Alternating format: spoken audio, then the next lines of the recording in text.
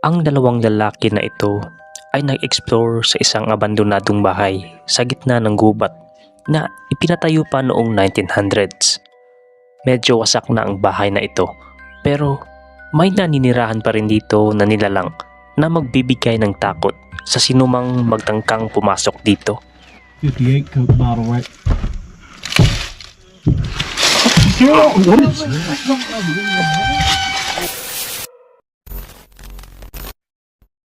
Ang video na ito ay in-upload ng channel na Sidestep Adventures in History noong October 17, 2023. In-explore ito ni Dan at ni Robert para tuklasin kung anong misteryo ang nakatago sa nakakatakot na lumang bahay na mahigit 100 years nang nakatayo.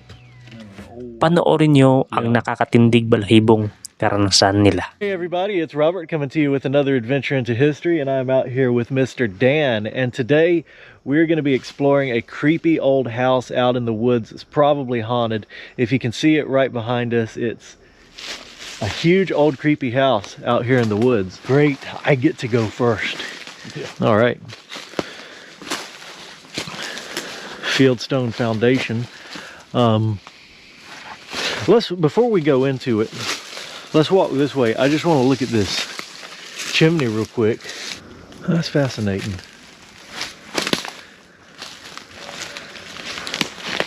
This house really does look creepy. It doesn't matter what angle you're at.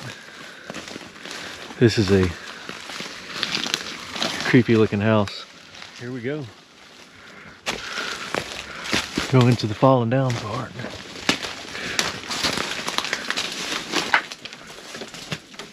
Oh, that was scared me for a minute there. Pagpasok pa lang nila, winelcome kaagad sila ng aninong ito. Nagpapahiwatig lang na hindi sila tanggap ng nilalang na naninirahan sa bahay.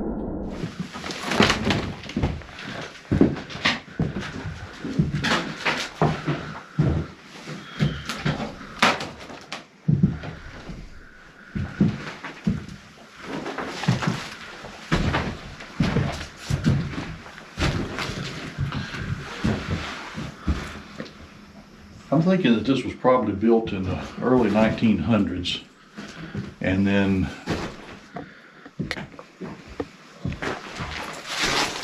At least we didn't find somebody waiting for us in the chair here, Dan.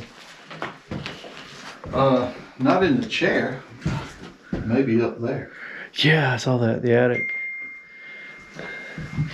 That's got to be about the longest dirt dauber nest I ever seen right there too. Wala silang natagpo ang interesting na bagay sa loob, kaya chinek nila kung anong meron sa labas ng bahay. May nakita silang lumang balon na napakalalim, at sa likod ng bahay may nakita silang maliit na kutsara. Puno ito ng dumi dahil sa katagalan ng panahong nakatambay sa lupa. Sabi daw ni Mr. Dan, isa raw itong pilak, pero hindi niya ito kinuha, at may nakita pa silang bote ng Coke. Ito ay sinaunang disenyo sa bote ng Coke. Tingnan nyo dito. Ang bote na ito ay design pa noong 1960. So, matagal nang nakatago itong basag na bote sa ilalim ng bahay. Siguro, meron na itong malaking halaga kung ibibenta mo ito sa mga collectors ng mga antikong bagay. Balik tayo sa kanilang pag-e-explore. Chinek pa nila ang nasa kabilang bahagi ng ilalim ng bahay. Habang gumagapang si Robert at Dan, nakarinig sila ng malaking yapak ng tao sa sahig, at nasa taas lang nila ito. Nagulat sila at agad silang lumabas sa ilalim ng bahay at tinignan nila kung ano ito. I'll get it back from you when I go under there. I'll go look at it in just a minute. Look first. You want to take the camera with you? Yeah. Alrighty. All right, so under here, there's definitely a clear divide between this. So over here on this side,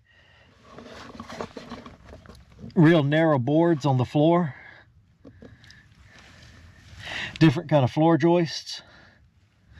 Over there on that side, you can see the big, kind of actually modern style floor joist, but they're bigger. And floor is wide boards over here, but newer wide boards. Add up to the age, or what looks like the age of the chimneys. And I'm gonna pass this back to you, Mr. Dan. And I'm gonna try to crawl over there where those Coke bottles are. See if I can get the spider webs out of my face.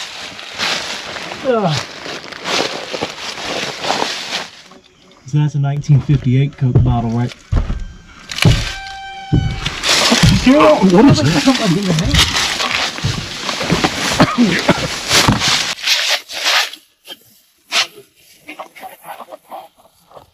Ah, that's weird. Here.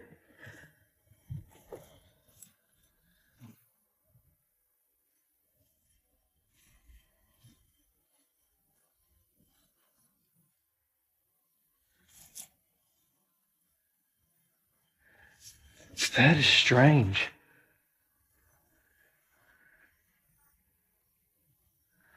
You heard that, right, Dan? Yes, I did.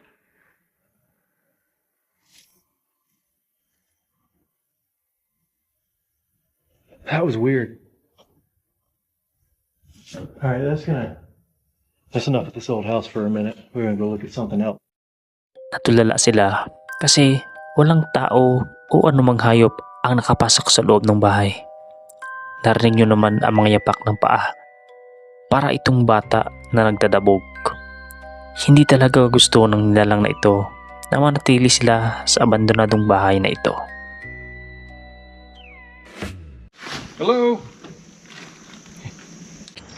Pakinggan nyo sa part na ito nang maghilaw si Mr. Dan. May narinig ba kayong parang may bumubulong? Panoorin natin ulit. Hello? Sounded just like footsteps. That's not funny. No.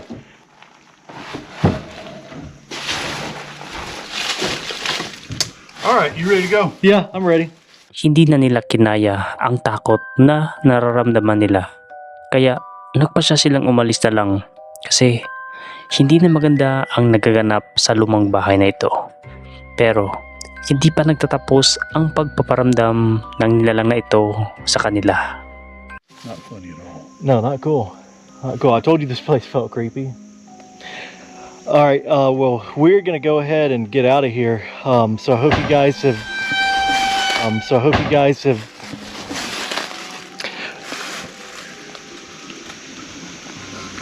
All right, that's it. Come on, You can say all your buys you want. let's go. I'm gone. Let's get out of here. Parang galit talaga ang nilalang na ito kung may bisita siya.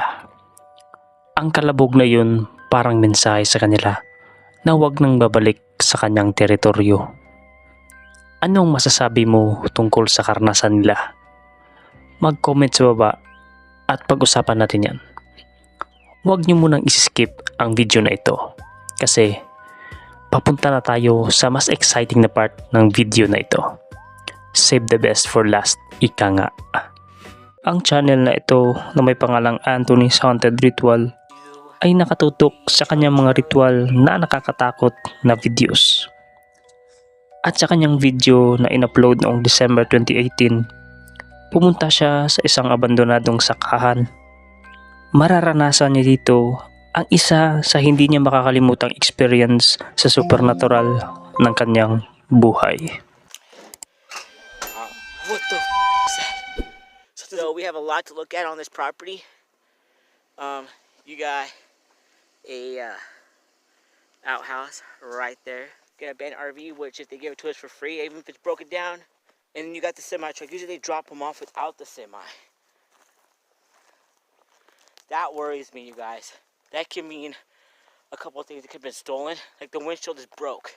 Maraming mahalagang bagay ang inabandona sa lugar na ito, kasama na ang RV at ang container truck. Sabi niya, baka ninakaw ang mga ito at dito sa liblib na lugar, inilagay pansamantala. Nakatagpo pa siya ng isang bahay Hindi niya alam baka meron pang taong nakatira pa dito. Baka ginawa itong hideout ng kawatan, mga kriminal, at baka ginawa itong hideout ng mga multo. Mga boss, paabutin natin ng 500 likes ang video na ito. Maraming salamat po. Posted.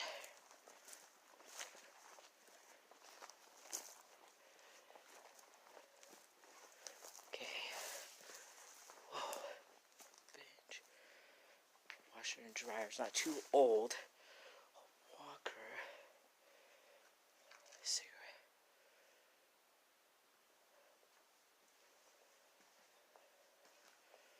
A lot of stuff. Makes me weary if Bago siya nakapasok sa loob ng abandonadong bahay, may maririnig tayong tunog na parabang isang bulong na babae. Aking i-replay at pakinggan niyong mabuti. makes me weary if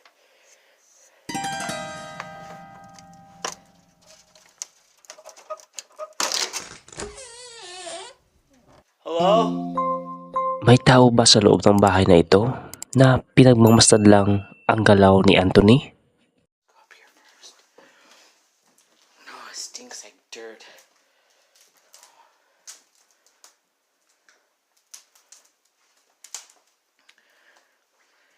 Maybe they're trying to fix this. Maybe somebody died. You guys have passed away. Oh, I love those wood stoves. Look at this dresser. This gorgeous dresser. What the hell? Somebody could have passed away, you guys, and they're trying to like maybe get taken care of, or maybe they give up, or a lot of time responses of spirits are more at night or certain times. So Napakaraming bagay sa loob ng bahay na ito ay masasabi kong okay pa at talagang magagamit pa talaga. Napakasayang nito kasi iniwan lang na may-ari hanggang sa mabulok ang mga ito. Pagkatapos niyang ikutin ang buong bahay, nag-decide na siyang lumabas. Pero paglabas niya mismo sa loob ng bahay, may weird na bagay ang hindi niya inaasang mangyayari. it's one of the biggest ones we've been into for a long time, except for the clown house, and what the? Something literally kicked the door. Nagulat siya, parang may kung sinong tao ang sumipa ng pinto para masira ito.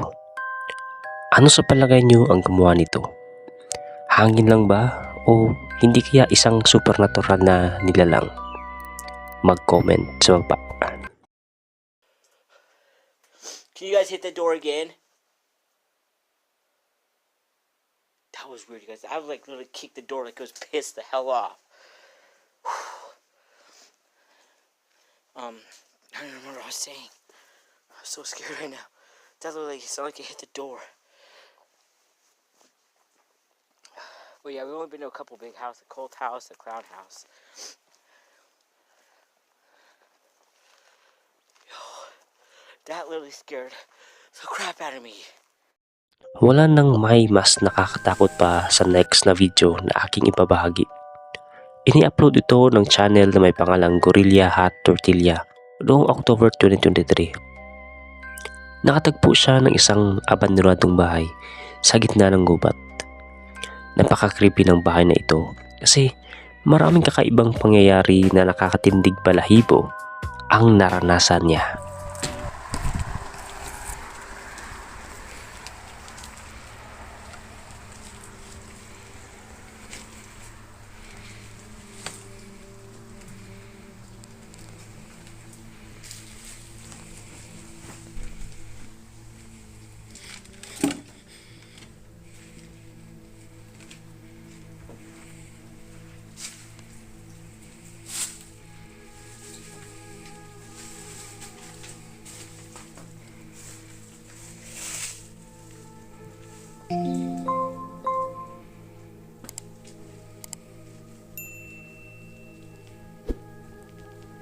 Napakakalat ng bahay na ito.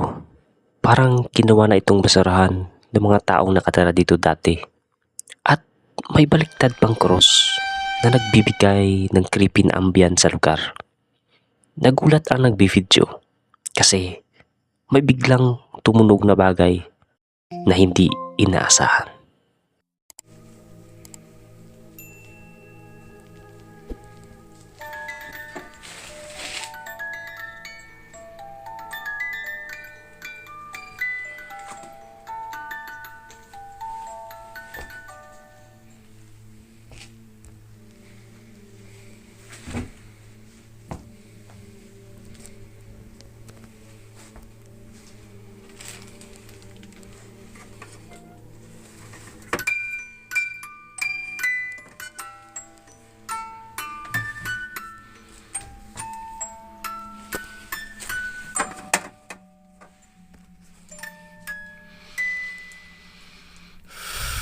Isa lang pala itong music box na tumunog.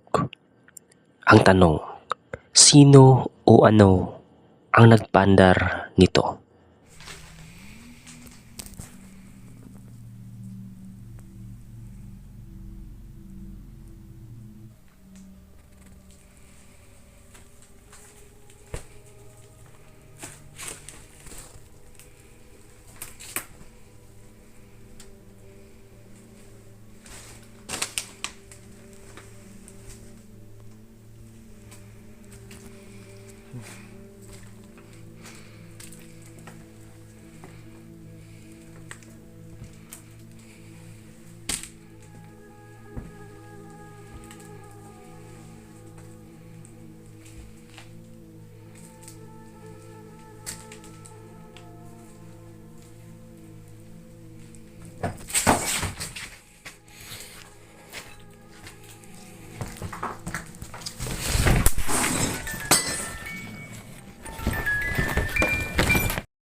Dito na nagparamdam ang multo.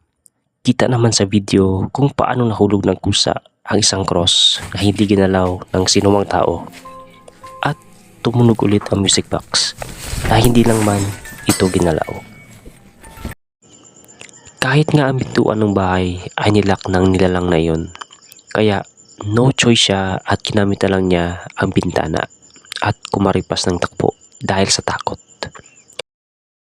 Ang masasabi ko lang sa mga video na naibahagi ko ngayon, magpaalam muna kayo kung mag-explore sa mga abandonadong bahay.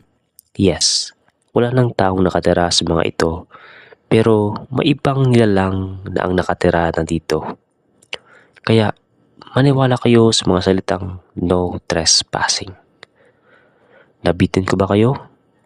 Click nyo lang ang next na video na ito.